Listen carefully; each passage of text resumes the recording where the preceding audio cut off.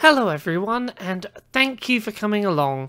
My name's Laura, and I'm here tonight to spend a while talking about the beauty that is me. Now, before we really get into things tonight, I feel like there's a very important elephant in the room that needs addressing.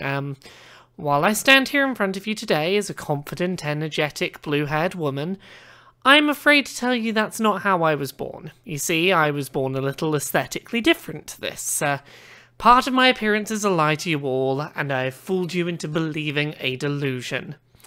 I grew up being told the changes I wanted to make to my body were going to ruin my life, that choosing this path would make me more prone to being attacked, ridiculed, refused jobs, ultimately left to live a life scared and alone. Everyone said it was a terrible idea. I must be mistaken about the cause of my physical discomfort, and that if I just waited and tried hard, my desire to change my appearance would pass. Yes, I'm going to be brave and admit this all to you before we go any further with this comedy set. My hair is not naturally blue. I know. It's the kind of thing I really need to disclose before you all go home accidentally thinking you saw a comedian who was born with blue hair. It doesn't matter that I decided I wanted to have blue hair later in life, once my sense of self was better defined. What matters is honesty. I didn't have blue hair before, but now I have blue hair. I was born with a dick too, but that's pretty boring compared to the whole hair scandal. So yeah, I'm a transgender woman, meaning I was assigned male at birth by doctors, but am living my life as a woman. This doesn't really have any bearing on my life, outside of the fact I used to be able to piss standing up. I guess I technically still can, but it's likely to be a whole lot less convenient. Being transgender, there's a number of parts of my life that have their own special terms attached. When I buy something from you, it's a transaction. When I move house, I have to transplant my belongings, and when I one day decide to have kids, I'm going to turn invisible.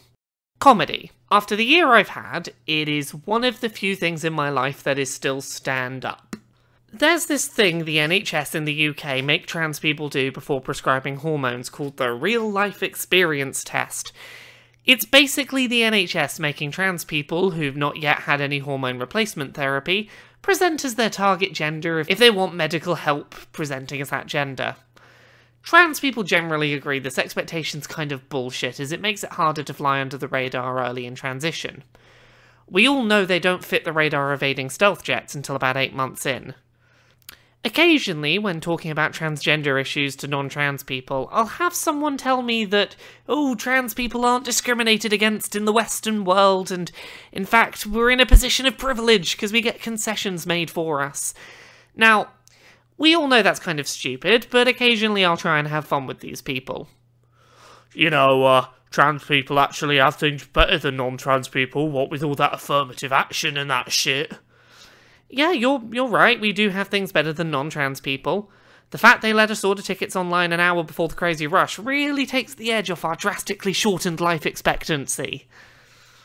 Not many people know this, but the trans prefix in transgender is not actually a reference to transition, it's actually a reference to the fact we can transform into giant robots at will. Anytime trans people show up in media, it's usually a shock reveal where someone learns they were dating a trans person and they're suddenly horrified and disgusted. Think how it feels for us. We thought we were dating a decent human being. When I go to the GP these days, any illness or injury I have seems to get blamed on me being trans. Got a stomachache? Must be a problem with your hormones. Broken leg? Probably a trans broken leg from bone density changes.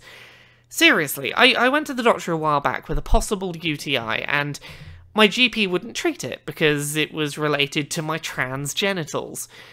On the plus side, if you ignore trans-related illnesses, I am now immune to all disease, which is pretty cool. And now, time for the part of the show where we look at some jokes about trans women written by non-trans people and see how we can improve them. What's the best part of punching a transvestite in the face? You get the pleasure of punching a woman with none of the guilt. So yeah, as you can see, this joke's pretty damn shitty, so let's flip it around a bit. What's the best part of punching a transphobe in the face? You get the pleasure of knowing you're comfortable in your gender expression, while also getting to feel some temporary relief at the knowledge that thanks to your single punch there's momentarily one person fewer in the world conscious and able to be shitty as hell. Okay, it's not a great joke, but I'm sure it'll get better if I practice the punch line. I grew up wanting to be a superhero. I just didn't expect to be one of the X-Men. I spend a lot of my life on Twitter talking about my work while it's happening, and a little while back I made the mistake of telling the world I was working on this trans woman-centric comedy set. Instantly I was swarmed with advice from 20-something cis white guys telling me how to write comedy. Every response was the same. But you can't make that joke! If I made that joke, I'd get crucified as a comedian! Yeah, you probably would get crucified as a comedian if you started telling my jokes as a new set, but that's mainly because the comedy circuit don't take kindly to stolen material getting fawned off by someone else. Being a trans woman, I find myself at a really weird intersection of offended and happy at things like catcalling. Oh, you got nice tits! Thank you, sir, for your heterosexual sexual interest in me, but fuck yourself and the patriarchy. I'm often told I'm a less attractive woman than the cis women in my life. Joke's on you, you can't spell sexy without XY. As a woman on the internet, I routinely have arsehole guys sending me their dick pics. They usually block me when, I respond with one of mine. Why are the siblings of trans women like robots? They both have trans sisters. After I had lower surgery last year, I couldn't stop looking at my new genitals. I was transfixed. Sometimes when it comes to sex, potential new partners will be turned off by the fact that once upon a time my vagina was a penis. My response? Well, I can't sleep with you because your genitals were once infant genitals, and what your genitals were at birth is super important to us having sex right now, so no thank you. Herbal Essences started making a shampoo recently called Dangerously Straight. I used it once, and I ended up taking part in a march to strip myself of bathroom rights. It's powerful stuff. Ever since I started hormone replacement therapy, I found that I'm really addicted to American cookies and cream chocolate bars. You know, Hershey's. The problem with having an ice cream addiction when you're also depressed is you never have enough spoons. As a child with autism, I used to pay for goods in shops, then leave behind the money I'd overpaid. I wasn't good at handling change. Since I started puberty for the second time, everyone's become so annoying and irritating and aggravating, and it's definitely them who changed and not me. Sometimes people ask me why I've got bright blue hair. Honestly, it's mainly so that if the Power Rangers ever become a real thing, I'll be colour-coded enough to be made the blue one. Having recently started roller derby, one of my friends asked me what the hardest part of the sport was. I told them it was letting my family know that I was a huge raging lesbian. Nah, I'm joking.